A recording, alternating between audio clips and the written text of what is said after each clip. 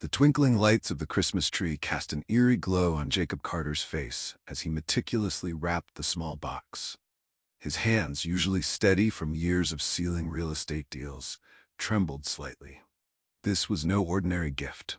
Inside lay the shattered remnants of his life, packaged neatly with a bow of vengeance. Across the room, his wife Jane hummed carols, oblivious to the storm brewing in her husband's heart. Their son, 5-year-old Elijah, giggled as he played with his new toys, his innocent laughter a cruel reminder of the lie that had defined their family for half a decade. Jacob closed his eyes, remembering the moment 2 weeks ago when he'd first seen the DNA test results. The numbers swam before him, cold and unforgiving, 0% probability of paternity. In that instant, his world had crumbled, replaced by an aching void filled only with questions and a thirst for retribution. Now, on Christmas morning, as Los Angeles basked in its rare winter chill, Jacob prepared to deliver a truth colder than any December frost. He placed the box under the tree, a ticking time bomb disguised as a token of love. "Merry Christmas, darling," he whispered, his voice dripping with a bitterness only he could taste. Little did Jane know, this Christmas would mark the end of their family as she knew it, and the beginning of a tale that would send shockwaves through their community, forever changing the lives of everyone involved. The autumn sun cast long shadows across the manicured lawn of the Carter residence in the affluent Baldwin Hills neighborhood of Los Angeles. Jacob Carter, a 35-year-old realtor known for his charismatic smile and sharp suits, stood at the window of his home office, his gaze fixed on the scene unfolding in the backyard.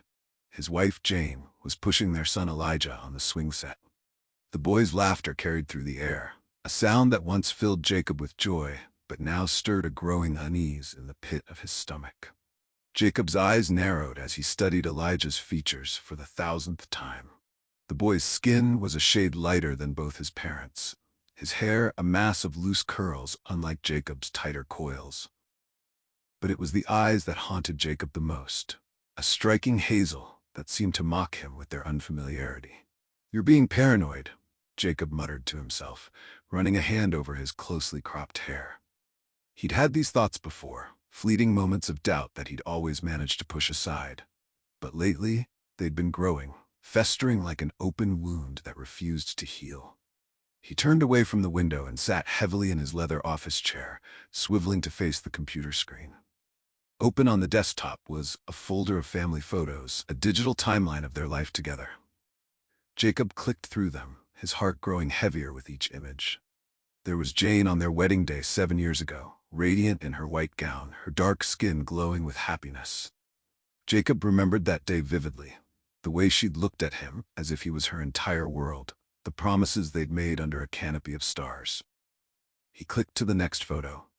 Jane in the hospital, cradling newborn Elijah. Jacob stood beside the bed, beaming with pride. He remembered the surge of love he'd felt holding his son for the first time, the overwhelming sense of protectiveness that had washed over him. But now, looking at the photo, all he could see were the differences. Elijah's features, even as a newborn, seemed at odds with his own.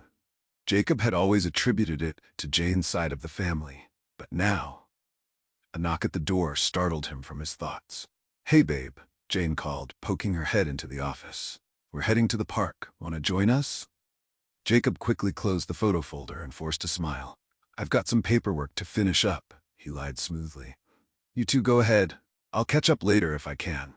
Jane's smile faltered slightly, but she nodded. "All right. Don't work too hard. It's Saturday, after all." As the door closed behind her, Jacob let out a long, shaky breath. He hated lying to her, but the doubts gnawing at him were becoming impossible to ignore. He opened a new browser window and hesitated for a moment before typing, "at-home paternity tests." The search results populated the screen, each link promising discreet and accurate results.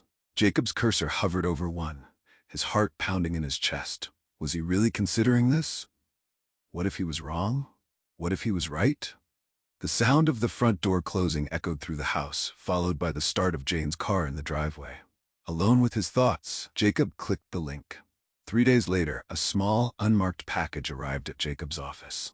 He signed for it with trembling hands, thanking the courier before retreating to the privacy of his inner sanctum. The DNA testing kit inside seemed innocuous enough. A few swabs, some vials, and a set of instructions.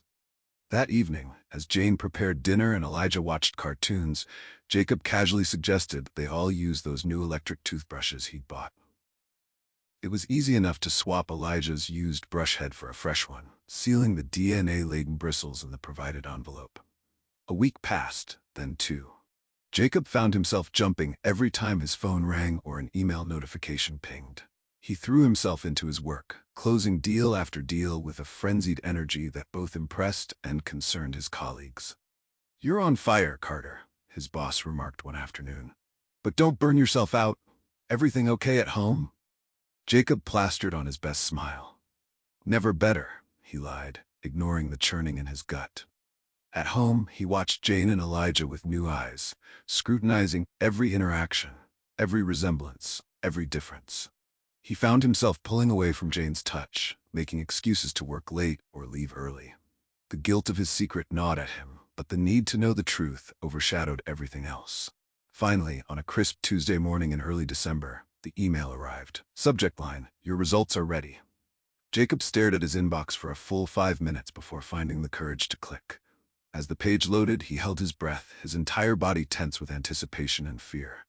The results appeared on the screen, stark and unambiguous. Probability of paternity, 0%. The world seemed to tilt on its axis. Jacob read the words over and over, willing them to change, but they remained stubbornly, cruelly constant. He wasn't Elijah's father. The boy he'd raised, loved, and cherished for 5 years was not his son.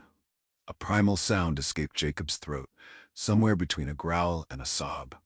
He slammed his fist on the desk, sending papers flying and a framed photo of his family crashing to the floor. The glass shattered, a fitting metaphor for the life he thought he knew. As the initial shock subsided, a cold, calculated anger began to take its place. Jane had betrayed him in the most fundamental way possible. She'd lied to him every day for years, looked him in the eye and called him the father of a child that wasn't his. Jacob's mind raced with questions. Who was the real father? How long had the affair been going on? Did Jane ever truly love him, or had their entire marriage been built on a foundation of lies? He wanted to confront her immediately, to storm home and demand answers. But as he reached for his car keys, a different thought took hold. No, this required careful planning. Jane had orchestrated this deception for years. He would take his time crafting the perfect revenge. Christmas was just weeks away. It would be their last as a family, though Jane didn't know it yet. Jacob's lips curled into a bitter smile as an idea began to form. He would give her a gift she'd never forget, a revelation wrapped in holiday cheer that would shatter her world just as she'd shattered his. As he began to plot, Jacob felt a strange calm settle over him. The uncertainty that had plagued him for weeks was gone, replaced by a singular focus. He would have his answers, and Jane would face the consequences of her betrayal. Little did he know, the path he was about to embark on would lead to consequences far beyond anything he could have imagined. The next 3 weeks passed in a blur of forced smiles and barely contained rage for Jacob Carter. Each morning, he'd wake up next to Jane, fighting the urge to confront her, to shake her awake and demand answers. Instead, he'd kiss her cheek, the gesture now hollow and bitter on his lips. "You seem distracted lately," Jane remarked one evening as they prepared dinner. "Is everything okay at work?" Jacob nearly laughed at the irony. Here she was, concerned about his well-being while carrying the weight of her monumental betrayal. "Just end-of-year stress," he lied smoothly, chopping vegetables with more force than necessary. "You know how it is in real estate. Everyone wants to close before the holidays." Jane nodded sympathetically, reaching out to squeeze his arm. The touch that once brought comfort now made his skin crawl. "Don't work too hard, babe. We need you present for the holidays." Present. The word echoed in Jacob's mind, reminding him of the gift he was preparing. "Don't worry," he said, forcing a smile. "I wouldn't miss it for the world." As Christmas approached, Jacob threw himself into holiday preparations with an almost manic energy. He hung lights, decorated the tree, and bought presents for Elijah with a fervor that both pleased and slightly puzzled Jane. "I've never seen you so into Christmas," she commented as they wrapped gifts one evening. Jacob shrugged, carefully taping a corner. Just feeling extra festive this year, I guess. What Jane couldn't see was the care Jacob took in preparing one particular gift, a medium-sized box wrapped in shimmering gold paper. Inside, nestled among layers of tissue, lay the DNA test results, divorce papers drawn up in secret, and a paternity fraud summons. It was a ticking time bomb disguised as a present, waiting to explode on Christmas morning. As he worked on this package of destruction, Jacob's mind wandered to the past 5 years. He thought of Elijah's birth, the sleepless nights, first steps, and first words. Each memory, once treasured, now felt tainted. Had Jane been thinking of the other man during these moments? Had she looked at Elijah and seen someone else's features staring back at her? The questions ate at Jacob, fueling his resolve. He'd considered confronting Jane immediately after receiving the test results, but the idea of a Christmas Day revelation had taken hold. There was a certain poetic justice to it, destroying her world on a day meant for joy and family. In the days leading up to Christmas, Jacob found himself studying Jane more closely than ever before. He watched her as she sang carols while baking cookies, noting the way her voice hitched on certain lyrics about love and fidelity. He observed her interactions with Elijah, looking for any sign that she treated the boy differently, any hint of guilt in her eyes. But Jane seemed oblivious to the storm brewing within her husband. She went about her days with the same warmth and energy she'd always had, planning family gatherings and wrapping presents with enthusiasm. One afternoon, as Jacob watched Jane and Elijah decorating gingerbread houses, a sudden wave of doubt washed over him. Was he really prepared to destroy this family? To take Elijah away from the only father he'd ever known? The boy's laughter, so pure and innocent, made Jacob's heart ache. For a moment, he considered backing out, of destroying the damning gift and trying to move past this betrayal. But then Elijah turned, his hazel eyes, so unlike Jacob's own, sparkling with joy, and the rage came flooding back. This child, this living reminder of Jane's infidelity, would no longer be a part of his life. As Christmas Eve arrived, the Carter household was a study in contrasts. On the surface, all was merry and bright. The tree glowed with warm lights, stockings hung by the fireplace, and the air was filled with the scent of cinnamon and pine.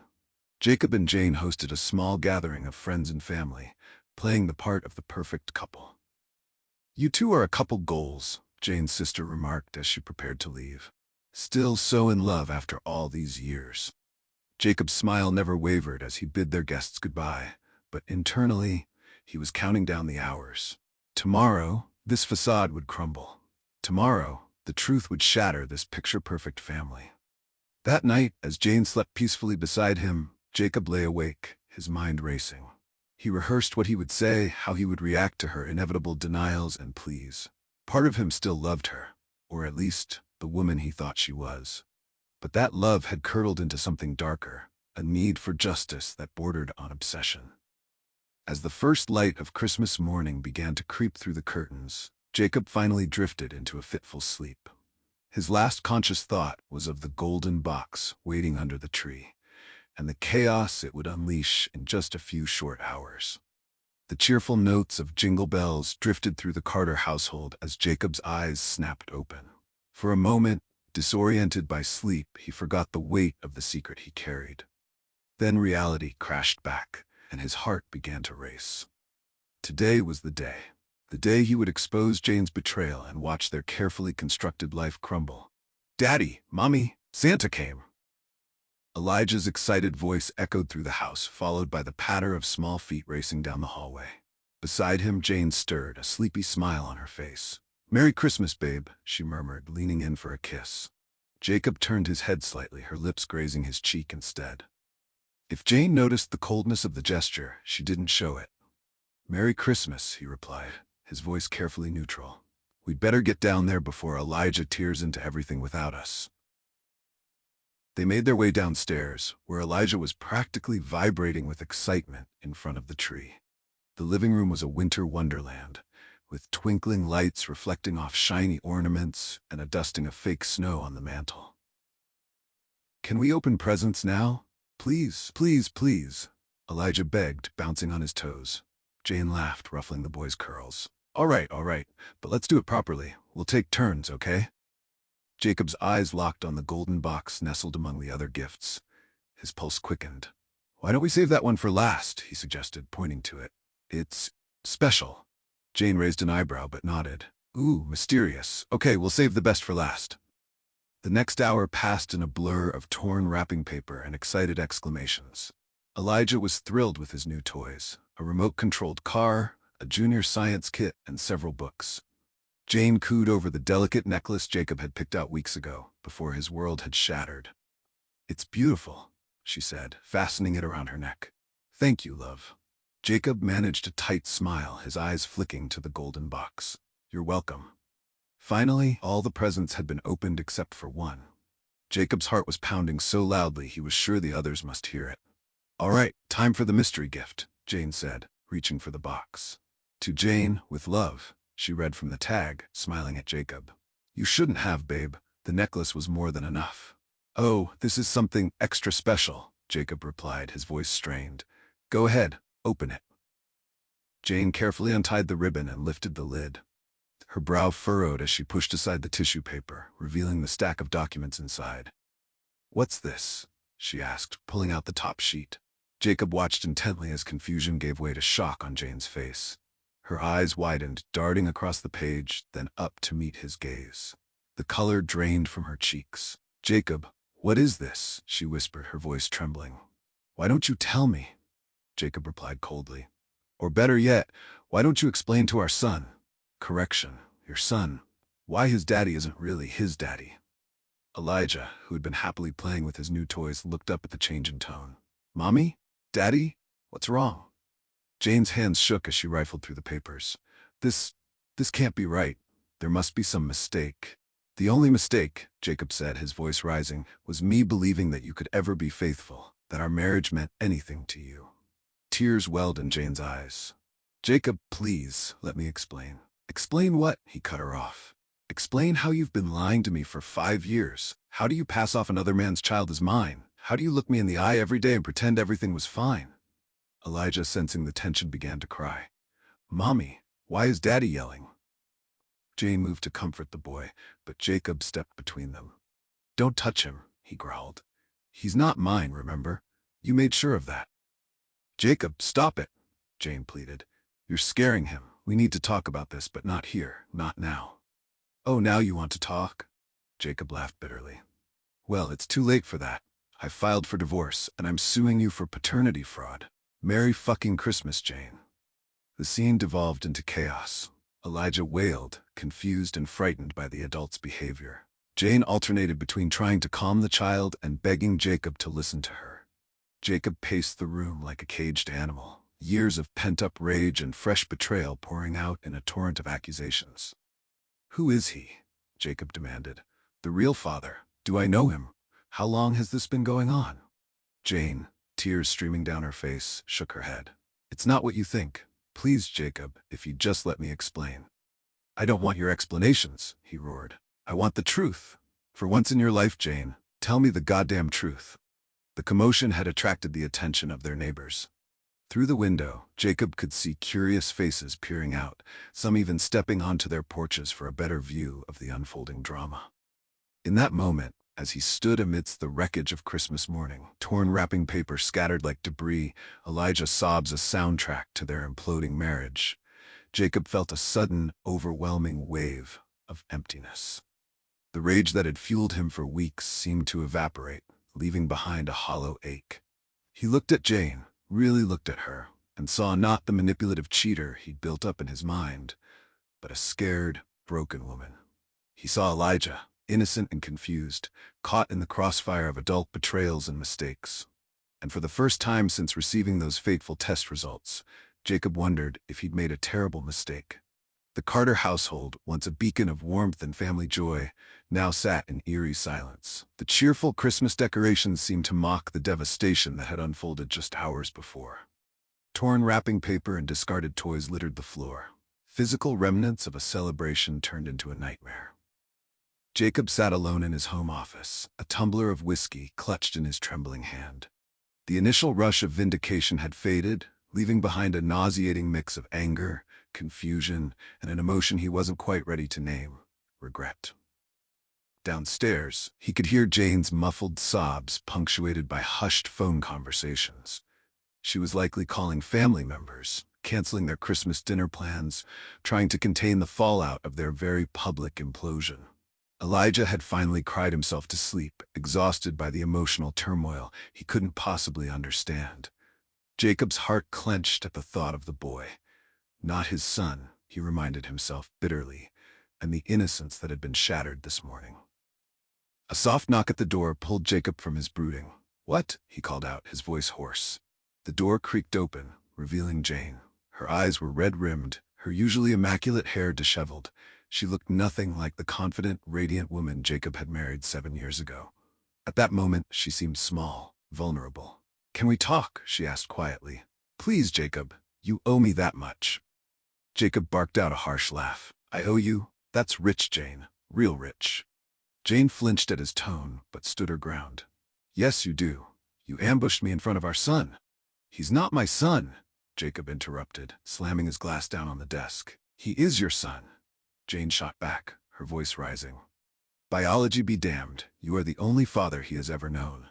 And if you'd given me a chance to explain instead of orchestrating this cruel spectacle, you'd know that." The vehemence in her voice gave Jacob pause. He studied her face, searching for signs of the deceit he'd convinced himself was there.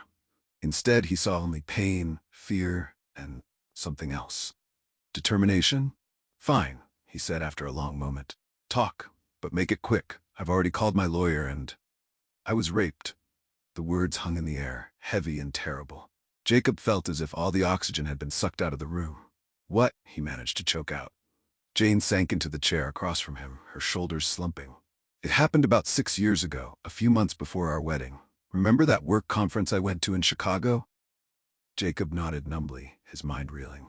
"Last night, there was a mixer for all the attendees. I had a couple of drinks, started feeling off. Next thing I knew, I was waking up in a strange hotel room, alone, and," her voice broke, "and I knew something terrible had happened." "Why? Why didn't you tell me?" Jacob whispered, the anger draining from him, replaced by a growing horror. Jane wiped her eyes. "I was ashamed, scared. I convinced myself it was just a bad dream, that if I didn't talk about it, it wasn't real. When I found out I was pregnant a few weeks later, I was so happy. We were so happy. I told myself it had to be yours." "But you must have known," Jacob began, his voice trailing off. "I hoped," Jane corrected. "I prayed. And when Elijah was born, he looked so much like my brother did as a baby. I really believed. The silence that fell between them was heavy with unspoken pain and years of buried trauma." "Why now?" Jacob finally asked.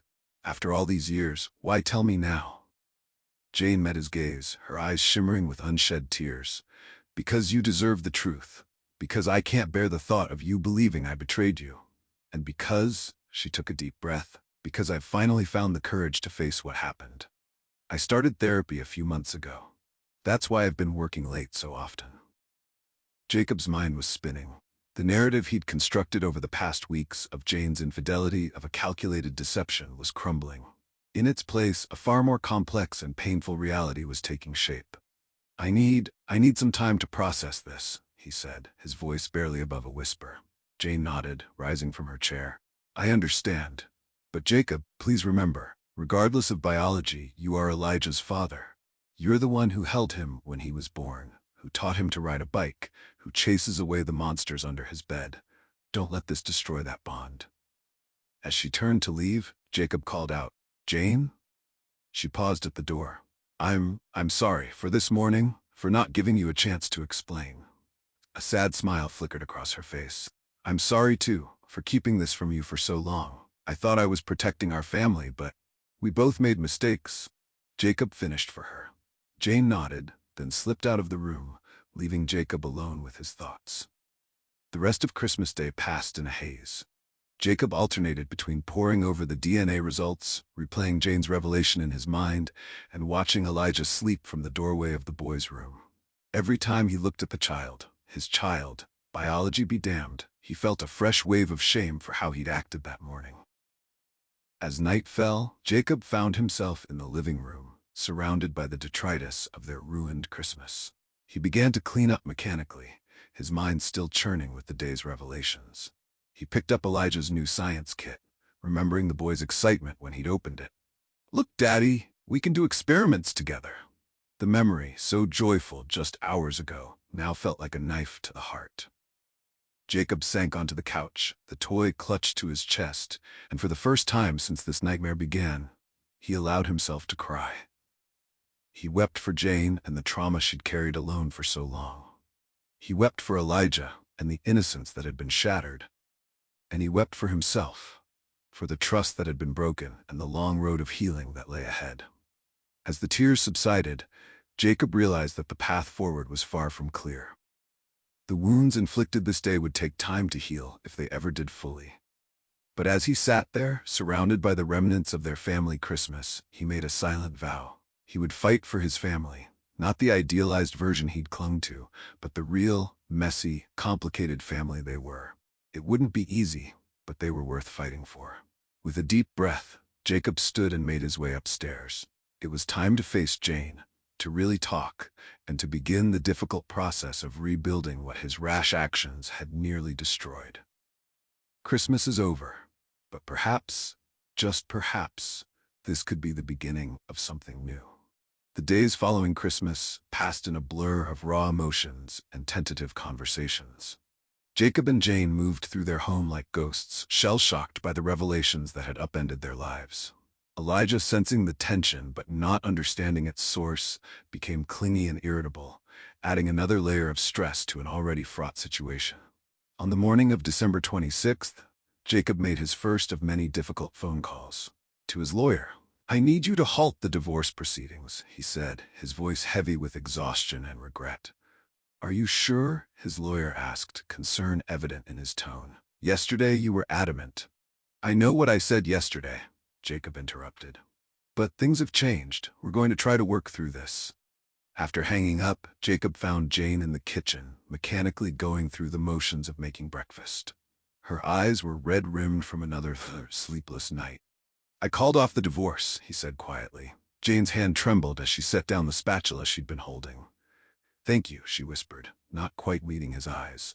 The silence that stretched between them was uncomfortable, laden with unspoken words and raw emotions. Finally, Jacob broke it. "We need help," he said. "Professional help. Both of us, together and separately." Jane nodded, relief evident on her face. "I've been seeing Dr. Amelia Chen. She specializes in trauma and couples therapy. I could ask if she has openings for joint sessions." "Do it," Jacob agreed. "And Jane? I think we should tell Elijah something. Not everything, obviously, but he knows something's wrong. We owe him some kind of explanation." The conversation with Elijah later that day was one of the hardest things Jacob had ever done. They sat the boy down in the living room, the Christmas tree, now a painful reminder of their shattered holiday, looming in the background. "Elijah, buddy," Jacob began, his voice catching. "Mommy and Daddy, we're going through some grown-up problems right now. But we want you to know that we both love you very, very much. Nothing will ever change that." Elijah's lower lip trembled. "Is it because I was bad? Did Santa tell you I wasn't good enough?" Jane pulled the boy into a fierce hug. "No, baby. You've been so good.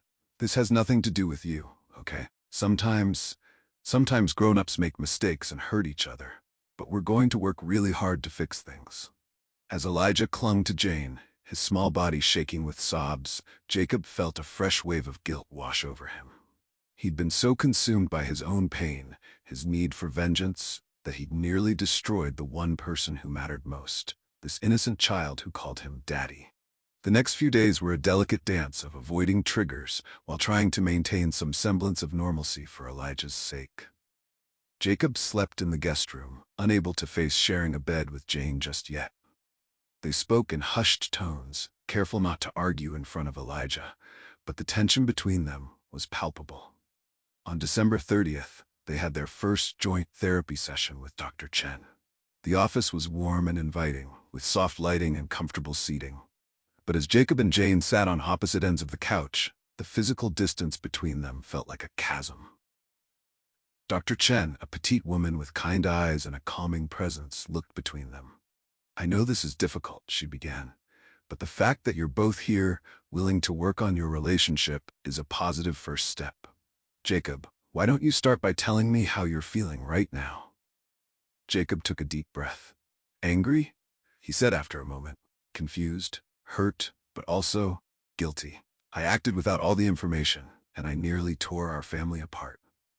Jane's eyes welled with tears. I'm so sorry, Jacob. I should have told you years ago. I was so scared. Dr. Chen nodded encouragingly. Fear is a powerful motivator, Jane, and trauma has a way of making us act in ways we might not otherwise. Jacob, can you tell me more about your anger? Where do you think it's coming from?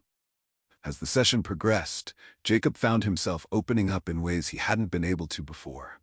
He spoke of feeling betrayed, not just by the paternity revelation, but by Jane's years of silence. He admitted to the shame he felt for his actions on Christmas morning and the fear that he might have irreparably damaged his relationship with Elijah. Jane, in turn, shared more details about the assault and its aftermath. She described the years of silent suffering, the nightmares, the constant fear that her secret would be discovered. As she spoke, Jacob felt his anger giving way to a deep, aching sadness for all that had been lost. The years of open communication they could have had, the support he could have provided if he'd only known. What you're both feeling is valid, Dr. Chen said as the session drew to a close. Healing from something like this takes time, and it's not a linear process. There will be good days and bad days. The important thing is to keep communicating, to be patient with yourselves and each other. The new year dawned cold and gray, a fitting backdrop for the emotional landscape of the Carter family. Jacob and Jane had made it through the holidays in a daze, going through the motions for Elijah's sake while grappling with their own inner turmoil. Their therapy sessions with Dr. Chen became a lifeline, a safe space to navigate the minefield of emotions that threatened to overwhelm them. In those early weeks, progress was measured in small victories, a moment of genuine laughter shared over dinner, a touch that didn't feel forced, a night without nightmares.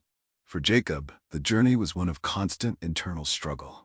He found himself oscillating between anger at Jane's years of silence and guilt over his own actions. There were days when he'd look at Elijah and feel nothing but love, and others when the sight of the boy's hazel eyes, so unlike his own, would send him spiraling into doubt and resentment. It's normal to have conflicting feelings, Dr. Chen assured him during a particularly difficult session. You're mourning the loss of the family you thought you had while trying to accept and love the family you actually have. It's a complex process. Jane, for her part, threw herself into her own individual therapy with a determination that both impressed and worried Jacob. She was finally confronting the trauma she'd buried for so long, and the process was often brutal. There were nights when Jacob would find her curled up on the bathroom floor, racked with sobs as memories she'd long suppressed came flooding back.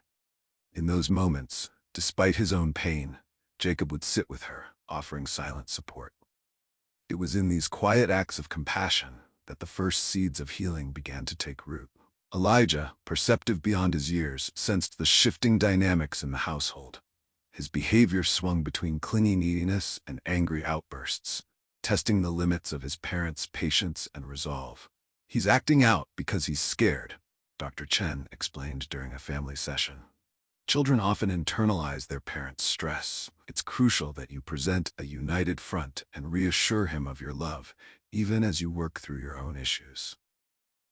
Taking this advice to heart, Jacob and Jane made a concerted effort to carve out normal family time.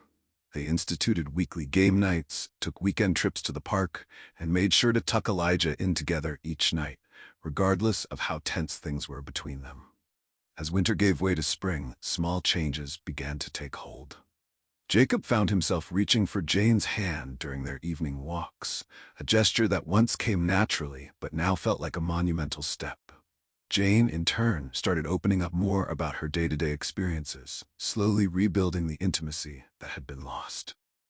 One sunny Saturday in April, as they watched Elijah play soccer with his friends, Jane turned to Jacob with tears in her eyes. "Thank you," she said softly, "for not giving up on us, for fighting for our family." Jacob felt a lump form in his throat. "We're not out of the woods yet," he replied, his voice rough with emotion. "But we're getting there, together." As spring bloomed into summer, the Carters faced a new challenge. how to explain the situation to their extended family and friends. The Christmas Day blow-up had been impossible to hide entirely, and rumors had been swirling for months. After much discussion and guidance from Dr. Chen, they decided to be selectively honest.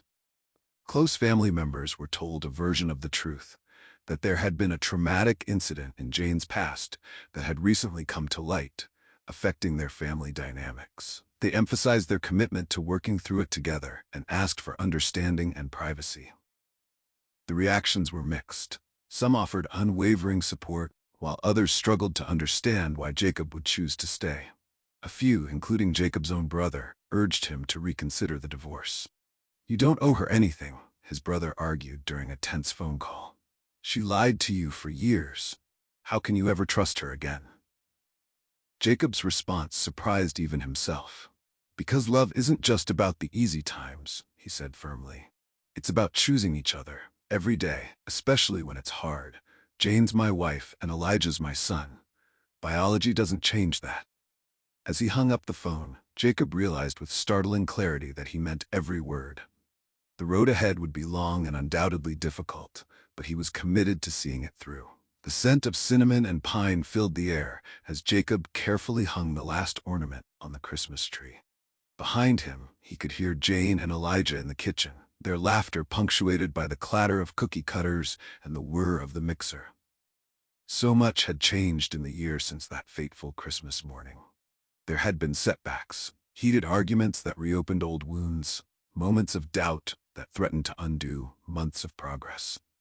But there had also been breakthroughs, moments of connection and understanding that reminded them why they'd chosen to fight for their family. Jacob stepped back to admire the tree, his eyes landing on a new ornament nestled among the familiar decorations. It was a simple silver frame, holding a photo taken just a few months ago. In it, the three of them stood on a beach, squinting into the sun, arms wrapped tightly around each other. Their first family vacation since everything had changed. "Daddy, come see the cookies we made!" Elijah's excited voice pulled Jacob from his reverie. He made his way to the kitchen, pausing in the doorway to take in the scene before him. Flour dusted every surface, and a veritable army of misshapen gingerbread men stood at attention on the cooling racks. Elijah, his face smeared with icing, beamed up at him. "Look, I made one for each of us." Jacob crouched down, examining the cookies his son held out proudly. 3 figures, one tall, one medium, one small, each decorated with painstaking care. A family, rendered in sugar and spice. "They're perfect, buddy," Jacob said, ruffling Elijah's hair. He looked up, meeting Jane's gaze over their son's head. The love and gratitude he saw reflected there made his heart swell. Later that night, after Elijah had been tucked in with promises that Santa would indeed find them at Grandma's house tomorrow, Jacob and Jane sat on the couch, nursing mugs of hot cocoa. "I've been thinking," Jane said softly, breaking the comfortable silence, "about last Christmas, about how far we've come." Jacob nodded, taking her hand in his. "It's been a hell of a year," he agreed. Jane's fingers tightened around his. "I know we still have work to do. I know there are still days when it's hard. But Jacob, I want you to know, I've never been more certain of anything in my life than I am of us, of our family." Jacob set down his mug, turning to face her fully. "Jane," he began, his voice thick with emotion. "A year ago, I thought I'd lost everything. I was so angry, so hurt that I couldn't see past my own pain. But now," he paused, gathering his thoughts, "now I realize that what we have, what we fought for, it's stronger than any DNA test.